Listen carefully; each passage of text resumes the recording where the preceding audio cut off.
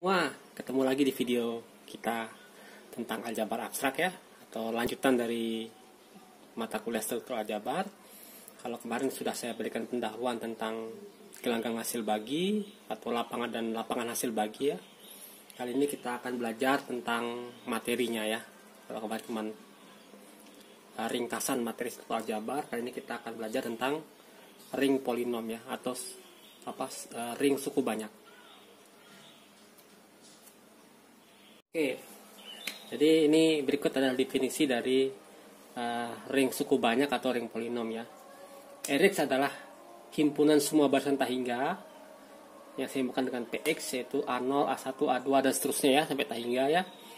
Dengan A0, A1, A2 dan seterusnya itu anggota dari ring R ya. Semuanya gitu. Dan setiap anggota dari X kita namakan Px ya, yaitu barisan P0, P1, P2 dan seterusnya itu selalu ada N bilangan bulat tak negatif ya. Sedemikian sehingga untuk semua K yang lebih besar dari N, PK-nya sama dengan 0 ya. Ini harusnya sama dengan N ya. PK-nya sama dengan 0 ya. Nah, elemen-elemen dari Rx ini dikatakan suku banyak atau polinom. Contohnya adalah barisan seperti ini ya.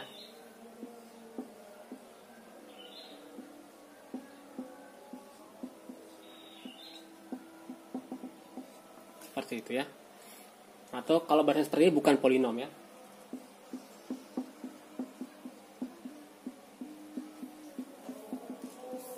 Nah, karena ini terus 5 terus tanpa henti ya. Sementara ini kan berhenti di suku kedua, setelahnya 0. Atau misal yang berulang begini.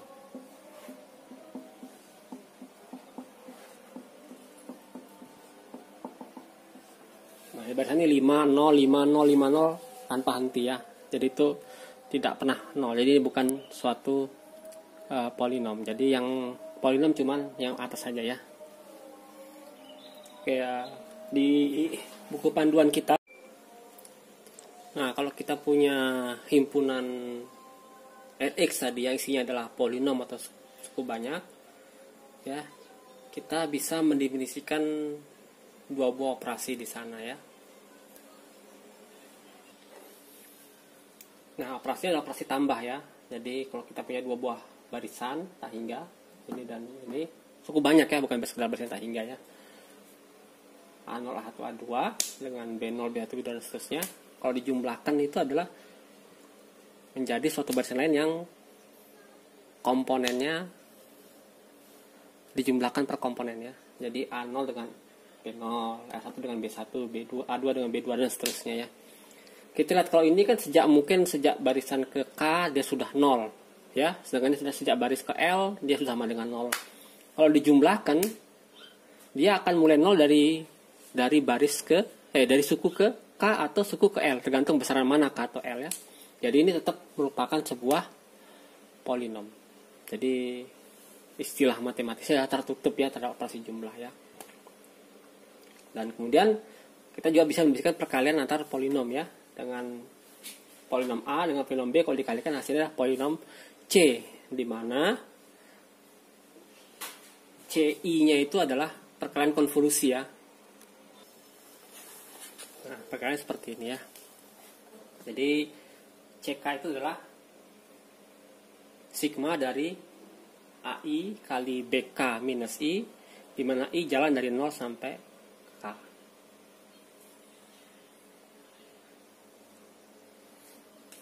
Nah, dengan mudah bisa dilihat bahwa CK itu pasti akan 0 pada suku kesekian ya. Bisa kalian cek sendiri ya sebagai latihan di rumah. Ini namanya istilahnya perkalian konvolusi. Oke. Nah, kita lihat bahwa dengan operasi penjumlahan dia bisa ditukar ya, nggak masalah, karena kalau R-nya suatu ring maka terhadap operasi jumlah dia komutatif ya. Ini komutatif penjumlahan ini, bukan penjumlahan ini ya, penjumlahan ini. Tapi akibat itu penjumlahannya otomatis jadi komutatif ya. Karena ini bisa ditukar semuanya. Karena bisa ditukar semuanya, ini otomatis jadi seperti ditukar ya. Dua buah suku banyak ini. Ya, komutatif. Asosiatif jelas ya, itu terbawa dari sifat asosiatif penjumlahan di R ya. Identitas. Nah, biasanya kalau di R ada jumlah itu 0 ya. Dan 0-nya adalah komponen yang 0 semuanya, isinya identitas dari R semua ya. Oke, kalau dijumlahkan dengan A apa saja, ini pasti, ini kan 0, jadi tetap A0, tetap ini berarti ya hasilnya. Jadi ada unsur identitasnya. Inverse-nya, ya kalau kita punya A0, A1, A2, maka B0, B1, B2 nya adalah minus A0, B0-nya, B1-nya minus A1, B2 minus A2, dan seterusnya. Dan nanti hasilnya jadi 0, 0, 0 atau identitas dari penjumlahan di R ya. Jadi dia punya inverse. Jadi sebenarnya mudah bisa dilihat bahwa ini membentuk dengan apa sih jumlah membentuk grup komutatif ya.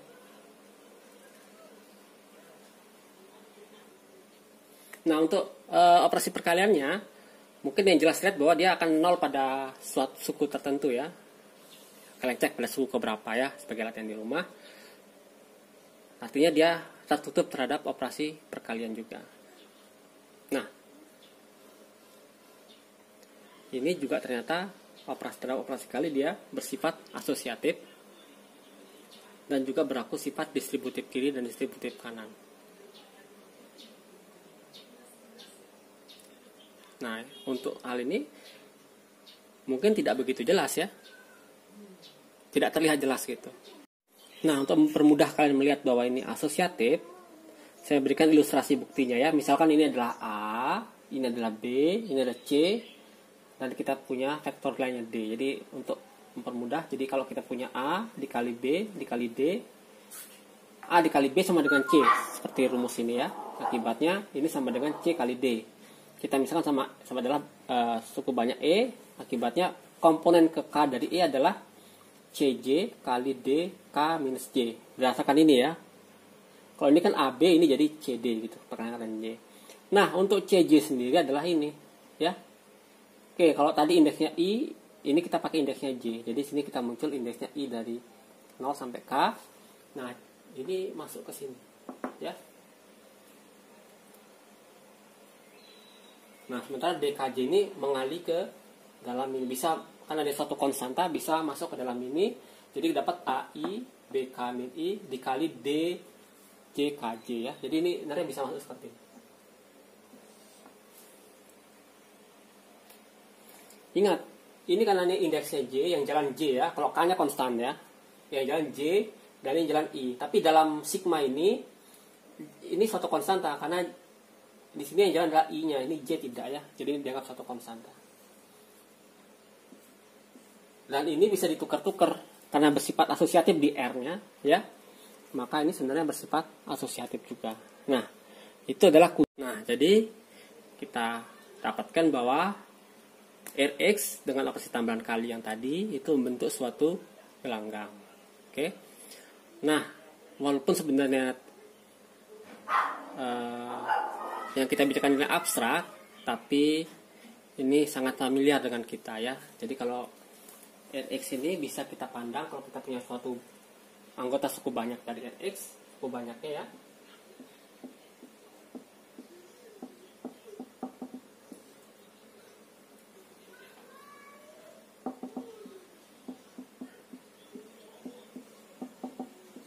Kita punya suku banyak ini ya, mulai A K plus 1 0.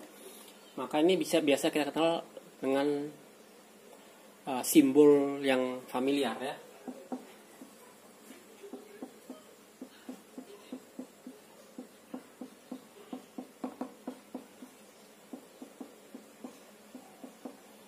Seperti itu ya. Jadi kalau ini kan familiar ya. Dan penjumlahan antar polinom ini dengan polinom B ya, itu seperti menjumlahkan per komponen gitu ya. Nah, kalau perkalian konvolusi yang tadi saya bicarakan itu kurang lebih merupakan perkalian polinom biasa.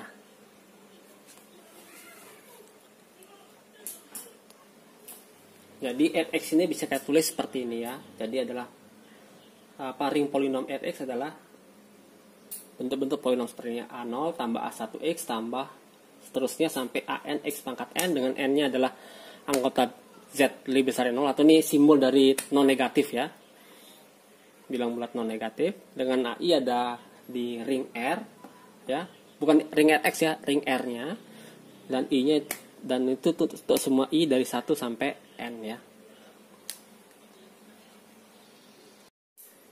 Nah, seperti definisi dua buah barisan sama di mata kuliah analisis real, maka kalau kita punya dua buah polinom di Rx, namakan polinom A dan polinom B, maka AX dengan BX itu dikatakan sama ya.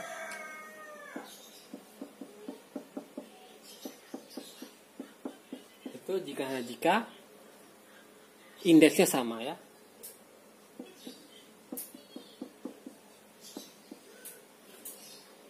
Artinya K sama dengan L ya.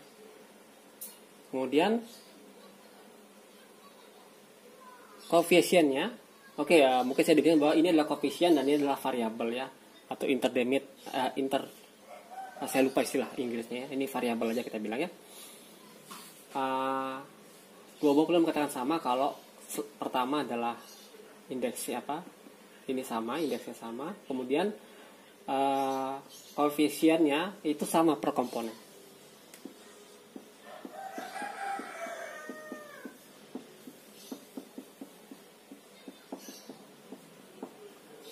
Oke. Nah, ini nggak masalah pakai K atau L ya, karena dia sama ya. Jadi per komponen sama. Jadi ini definisi dua buah polinom sama di Rx. Oke, seperti polinom pada yang bisa kita kenal di SMA, misal fx anggota Rx. Oh, ingat, fx ini bukan fungsi dari R ke R, sebenarnya adalah suatu hal yang berbeda, karena x-nya adalah bukan di R ya, tapi sekedar disematkan saja ya. Karena sebenarnya aslinya cukup banyak itu adalah barisan tadi ya, tidak ada x-nya. Tapi oke lah, bisa kita tulis sebagai polinom yang ada x-nya tadi itu ya. Nah, fx itu anggota Rx, kita bisa definisikan akar dari polinom. Nah, sebelum mendefinisikan akar, saya mendefinisikan kalau kita punya R di ring R, bukan Rx ya, bukan di ring Rx ya, di R-nya ya. R di R didefinisikan sebagai didefinisikan Fr itu adalah A0 ditambah A1 kali R tambah A2 kali R kuadrat dan seterusnya sampai ditambah AK kali R pangkat K. Oke, dari catatan FPK ini ya. Nah, karena koefisiennya ini ada di R dan R-nya ada di R, otomatis bisa dikalikan ya. Dan ini adalah anggota dari R. Nah, kemudian R ini disebut akar ya.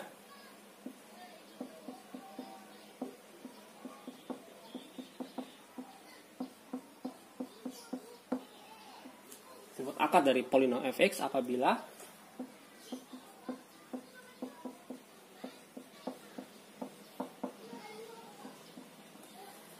Fr itu adalah identitas penjumlahan dari R ya. Mungkin gampang kita bilang sama dengan 0 aja ya. Oke, saya tuliskan 0 di R karena belum tentu sama dengan 0 ya, tergantung ringnya. Nah, ini kurang lebih sama dengan definisi akar di fungsi kuadrat yang kita kenal di SMA ya. Oke, ada beberapa definisi lagi ya yang perlu kita kenal. Yang pertama, derajat ya. Kalau kita punya fx anggota Rx, fx seperti itu, maka derajat dari fx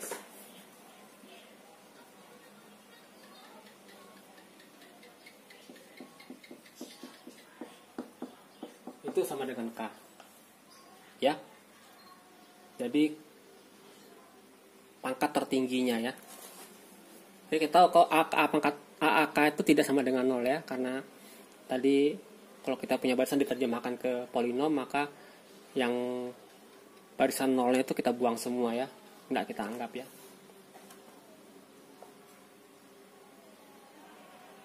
Nah, sementara AN AK ini kita sebut leading coefficient ya.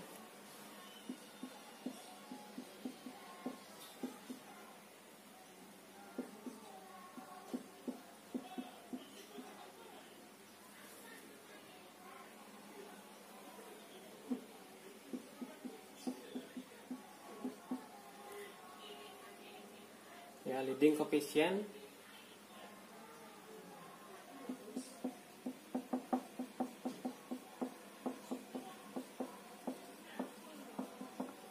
adalah AK ya.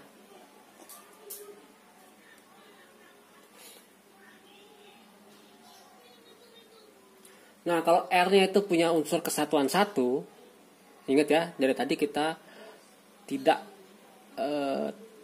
mewajibkan ring R itu memiliki unsur kesatuannya. Nah, sekarang andaikan R-nya itu memiliki unsur kesatuan 1, maka kita bisa definisikan namanya adalah polinom monix ya. Fx dikatakan polinom monix apabila leading coefficient adalah sama dengan 1.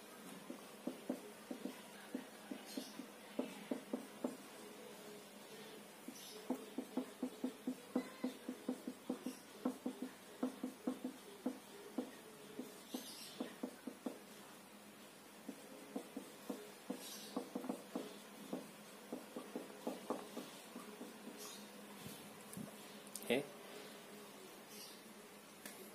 Jadi jika 1 ada di R, maka Fx dikatakan polinom monix apabila AK-nya sama dengan 1. Nah, dari definisi ini kita tahu bahwa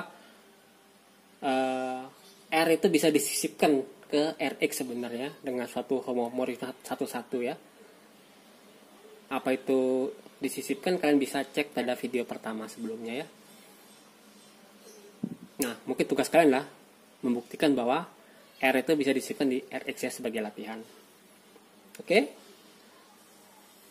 Nah, kalau kita punya R anggota R dan R itu dipandang sebagai polinom, itu kita katakan konstan ya, karena dia cuman tidak memuat X seperti itu. Oke? Sekedar definisi saja ya. Jadi kalau kita punya fx atau jangan f lagi ya, dx sama dengan b0 gitu ya, maka ini kita katakan sebagai konstan. Masuk akal kan? Nah, derajat dari gx adalah 0 ya.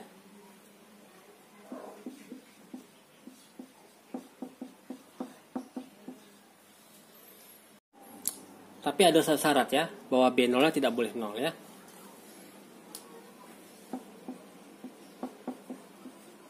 Oke, kalau B0-nya sama dengan 0, itu kita katakan derajatnya tak hingga. Ya.